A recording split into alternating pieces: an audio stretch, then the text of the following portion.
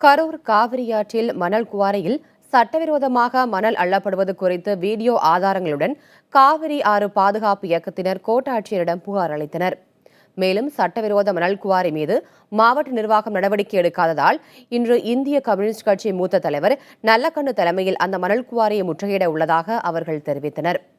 காவிரி ஆற்றில் கடம்பன்குறிச்சி, புஞ்சை புகழூர், தவிட்டுப்பாளையம், நடையனூர் ஆகிய 4 இடங்களில் புதிய மணல் குவாரிகள் அமைக்க மாவட்ட நிர்வாகம் அனுமதி அளித்துள்ளது. புதிய மணல் குவாரி அமைக்கப்பட்டால் 50,000க்கும் அதிகமான விளைநிலங்கள் பாதிக்கப்படும் என கூறி பொதுமக்கள் பல்வேறு போராட்டங்களை நடத்தி வருகின்றனர்.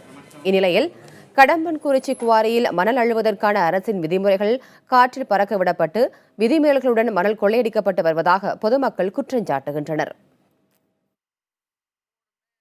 தோட்டக்குறிச்சியிலிருந்து 700 மீட்டர் கிழக்கு பகுதியில் 15க்கும் மேற்பட்ட ஜேசிபிகளை வைத்து தோட்டக்குறிச்சிக்கு குடிநீர் ஆதாரமாக இருக்கக்கூடிய கிணறுக்கு அருகிலேயே சுமார் ஒரு 50 மீட்டர் தூரத்திலேயே மணல் அள்ளப்படுவதையும் ஆறு முழுக்க சூறையாடப்படுவதையும் எங்களுடைய இயக்க தோழர்கள் உயிரை பணயம் வைத்து படம் எடுத்தார்கள்.